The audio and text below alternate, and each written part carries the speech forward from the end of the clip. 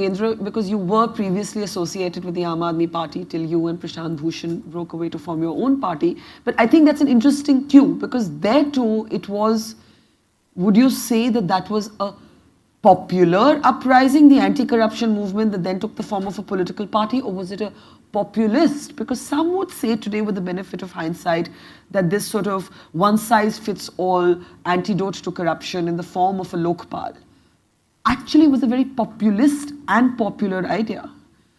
Is there a difference between popular and populist? There were elements of both. I don't know if it's working. Yeah. There were elements of both. I think we need to be clear about what we mean in this discussion for the next hour or so. The word populism can be used in two very, very different senses of the term. You could say populism, popular, as opposed to institutional claptrap of democracy. Peron, in some ways Trump, these are people who say, I represent the people, don't care two hoots about all these institutions and so on. That's one form of populism. Another form of populism, which is talked about most often in the economic press, may be more relevant to occasions like this, are policies of redistributional kind, which say we don't care about its consequences for inflation, for deficit or whatever. This must be done for the people. These are two different senses. These days, we've started using it in a third and a very, very loose sense of the term, and I don't know how helpful it is to talk about that, which is any assertion of the people against some form of elite. Right. The reason I don't find it very helpful is because that's the essence of democracy. That's what democracy is meant to deliver. So what is wrong about it? Because the word populism carries a negative connotation, a pejorative connotation. But is there a pushback against an old arrangement of power? You know, when you say what else is democracy but the people against a certain kind of hegemony. But what we're seeing today is a questioning of establishment politics. I can see the point. I see the point that Chopin made. We can make connections. The only reason I hesitate is that there's a tendency among us, the Indian elite, to vicariously participate in someone else's history. I don't see necessarily a connection between what's happening. I mean, I hear things that are happening in Europe and the US. I don't quite see them being reflected in India. I'm more interested in what's happening here. And the point I think to realize is that both these forms of populism are necessary consequences of structural problems. Democracy fails to deliver to the people. 200 years ago, elite all over the world were fearful of democracy. Today they are comfortable because democracy has worked out arrangements in which people's voice is heard only episodically. And during elections. Only, not even during elections, only in episodic moment of popular rebellion. So the voice of the people, which was supposed to be heard routinely in democracy, has become an occasional episode.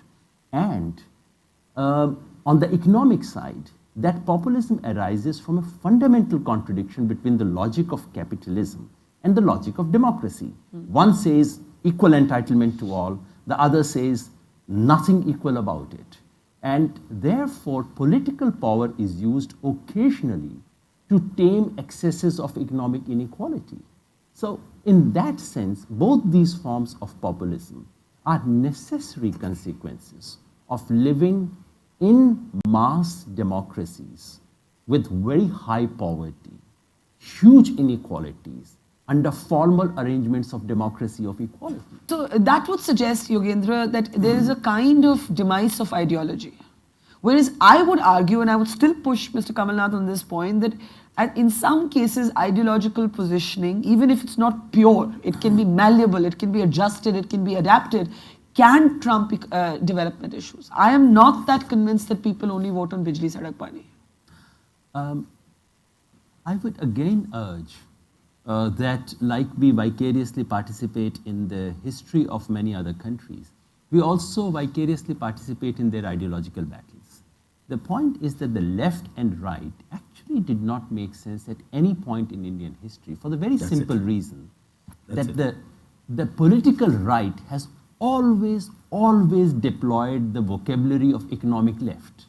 Remember, the BJP started as a Gandhian socialist party. They may have forgotten it, but it's still on their documents. And what Mr. Modi is doing currently is actually pushing the economic agenda of the right with a very clever, and that's a communication marvel, brilliant communication, which very carefully picks up elements from economic left's rhetoric to push the agenda of the economic and political right.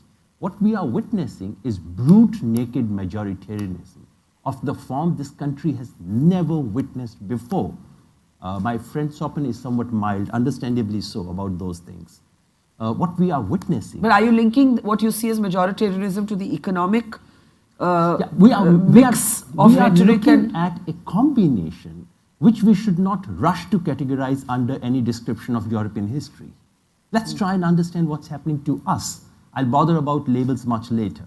Whether fascism is the right word, I don't think it's the right word. Populism is the right word, I don't think it's the right word. We Indians happen to be living our own history, and let's get used to that fact, like Americans did, like everyone else did. What we are witnessing today is a brute, naked majoritarianism of the worst kind. I want you to define what you mean by majoritarianism. In this instance, it is straightforward, as you said. We Hindus are a majority. We are landlords. Everyone is a tenant. You must live at our will and sweet will. As long as you behave right, it's okay. Otherwise, we'll put you to some serious test. So for the first time in the history of this country, minority communities have been reduced to a de facto second-rate citizenship. I don't want to drag today's debate entirely to those things. I know Swaraj would disagree, and let's not degenerate this entire debate into those things. I do think the parallel between Indira Gandhi and Modi are much, much stronger than Swaraj may be willing to acknowledge right now.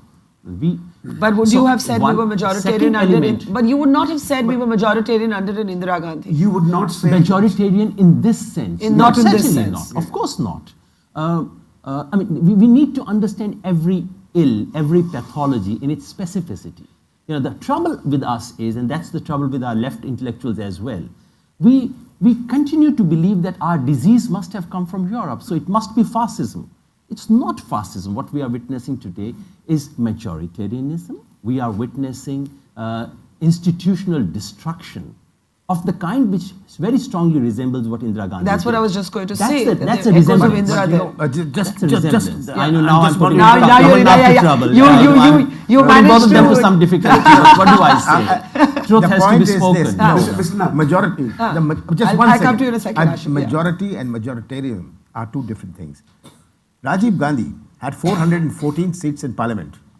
What do you call that? Was he? No, you had a majority, he was not majoritarian. That's correct. He was not majoritarian. Yes. So a majority doesn't he didn't say that. Yeah. But just like Yogendra makes this very interesting point that the BJP is using the rhetoric of the left and the economic agenda of the right, in his view, Indira Gandhi, to actually explore this parallel a little more, would not have in fact been classified today as a left-wing populist. If you look at her whole creation of Bangladesh, her whole position on nationalism, for example, that does not borrow from the left at all.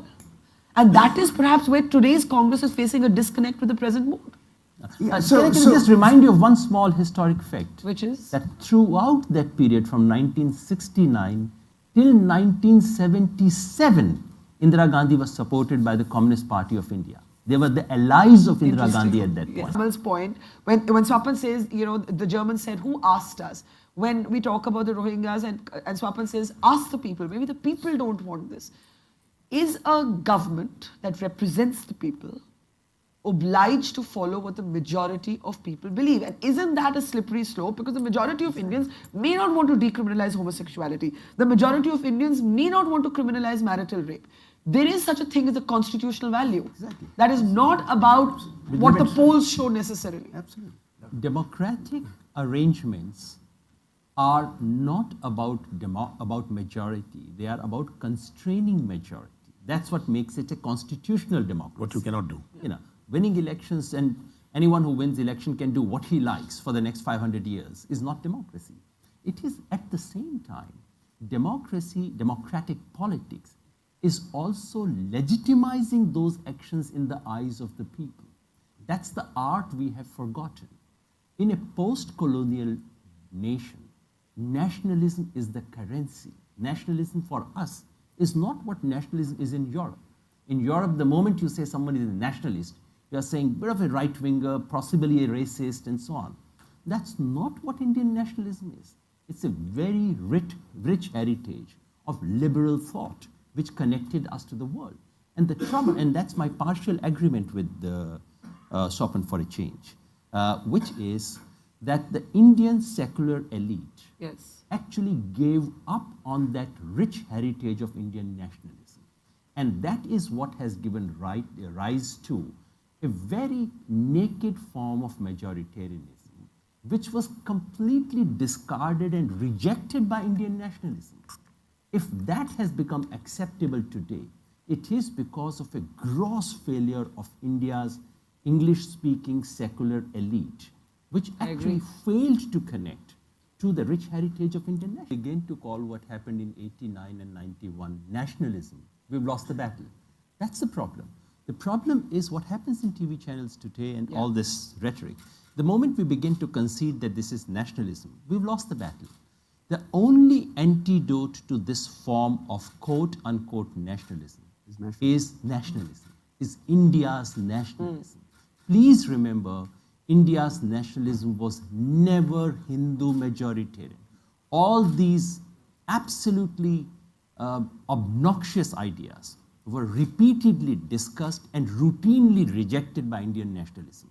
So the only solution to we are not living in Europe. We cannot say these nationalists.